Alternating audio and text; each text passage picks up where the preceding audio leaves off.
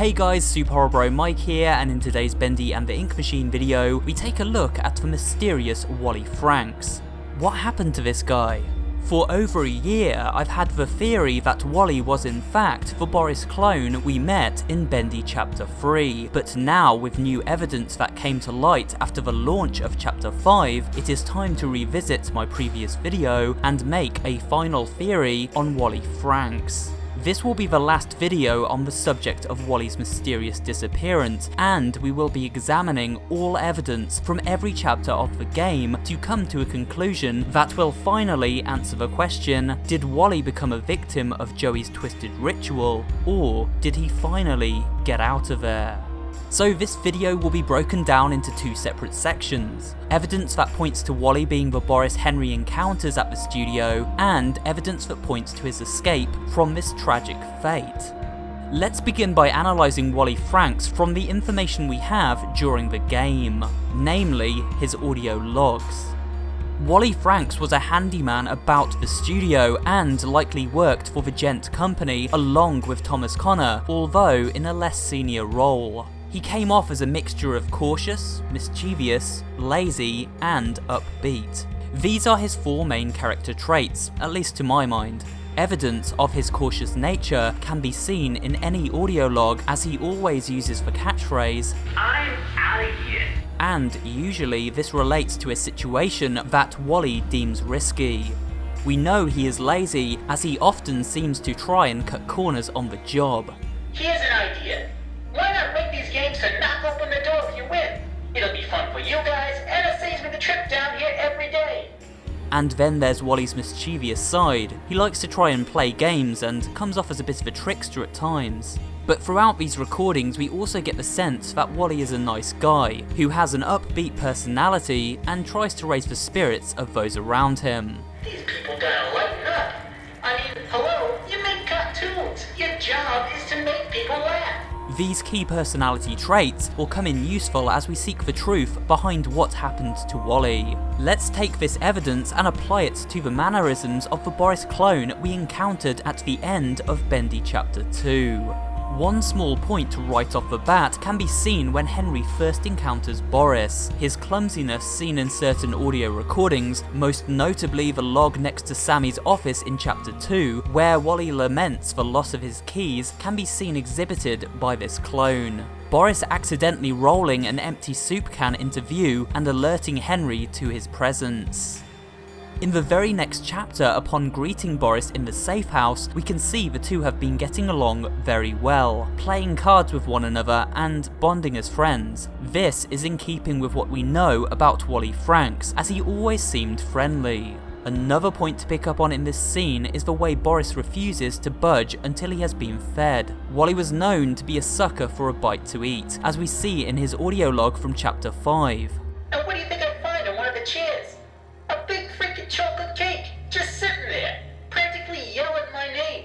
He was also fairly lazy, so it makes sense Henry would be able to tempt him to pitch in fixing the door with a snack. And on the subject of fixing things, this is exactly what the Boris clone does throughout the chapter. He aids Henry in his quest by fixing things, the very job Wally had at the studio when he worked there as a janitor. We discussed the idea of Wally being a trickster, and so pulling pranks seems perfectly within his nature. And we see him do this when he jump scares Henry with a Bendy cutout in the old toy workshop.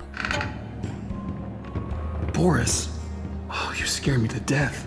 Whenever this Boris clone feels threatened, he bunches up, afraid, and we know that Wally was pretty fearful at the slightest hint of trouble. And finally, his good nature is displayed at the chapter's end, when Boris tries to wake Henry from the wreckage of the elevator crash and is then kidnapped by Alice Angel, and unfortunately meets a tragic end. So Wally's personality certainly ticks all the boxes when compared side by side to those of this Boris clone. But the evidence doesn't stop there. Also found within the safe house are a number of objects that hint at this Boris being everyone's favourite handyman. In the opening room we have a poster of Boris above a bed, and to the left of this bed a set of shelves with a Boris plushie. Below this plushie are objects typically synonymous with janitors and maintenance workers. We see a hard hat with a flashlight, some worker overalls, a wrench, and a gear. And below these objects we find a bone. This ties Wally to Boris directly, as do the worker overalls we see hanging out to dry in the adjacent corridor. And upon giving Boris his bowl of soup, what does he pass to us? A box containing a lever for the door, but also a set of gears, and, you guessed it, a wrench. We also find a wrench on the dead Boris clone in Chapter 1, and a bone in the toolbox beneath him. And a Boris plushie is found in the toolbox in the Gent worker office beside Thomas Connor's audio log in Chapter 5. All of this information points towards the workers of the Gent company being transformed into these Boris clones, which makes sense as they would have been the final experiments conducted by Joey, and so the most refined. After all, Joey would have needed such workers to maintain his studio until the very end. And we even see these ritual items, the wrench and gear, inside Joey's house in the real world. Which brings us to another piece of noteworthy evidence to support this theory. Which weapon do we see both Thomas Connor and the Boris clone in Chapter 3 holding? A Gent pipe. And why would they both be using this item as a weapon? Because they both worked for the Gent company, and as maintenance team members would be familiar with using it. Then there's the strange collage found hidden at the back of the safe house. Looking at this image seems to reflect a frightened looking man trapped within a cartoon body. And maybe it's just me, but I've always seen a bit of Wally Franks in this artwork. Was this a cry for help? As we know, the Boris clones were unable to speak, unlike characters such as Alice Angel, who retained more of their human form. This is most of the evidence we have to point towards this Boris clone being Wally Franks, so for now let's move on to the second part of today's video, where we look at the evidence suggesting he did not return to the studio. The biggest clue we are given to Wally's current whereabouts can be found in Joey Drew's apartment at the end of the game. Here on a notice board we see several letters from ex-employees, and one of these is from Wally Franks. In this letter, Wally speaks of his current living situation. It appears he now lives in Florida. Now, given that we have some evidence to suggest Bendy and the Ink Machine may well take place in or around New York City, it seems Wally moved quite far away.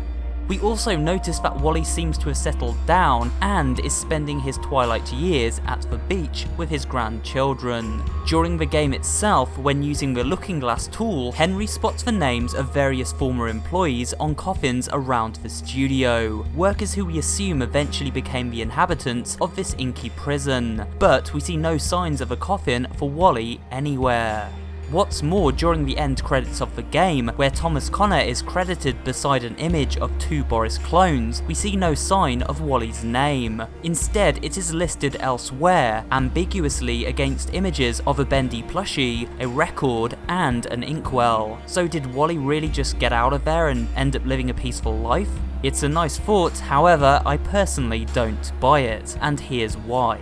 We see a letter from Allison and Tom on the board in Joey's apartment, and we are pretty sure these people had left the studio and settled down, but somehow ended up being invited back, just like Henry, and turned into the Alice Angel and Boris clone from Chapter 5. And this would mean the correspondence between Joey and Wally was likely a way to trick him into coming back to the studio at some point. Perhaps Joey had offered him something he couldn't refuse, and Wally Franks, being the curious character he is, would surely turn up to check it out. Was the chocolate cake he found years ago a test? A way for Joey to see how much willpower his employee had, and he took the bait.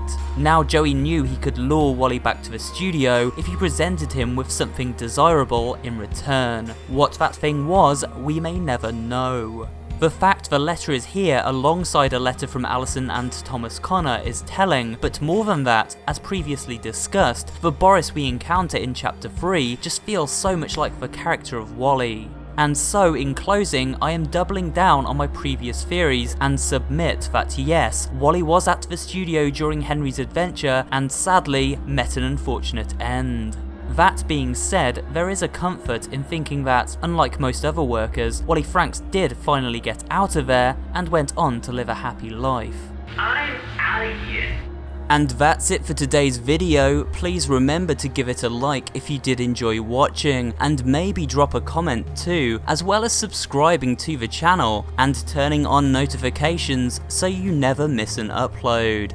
This channel specializes in variety horror content, including creepypasta readings, horror gaming facts and theories, and general interest pop culture horror videos. So if you're interested in all things spooky, you'll find something to enjoy here at SuperHorrorBro. Thanks for watching, and I will see you on the next video.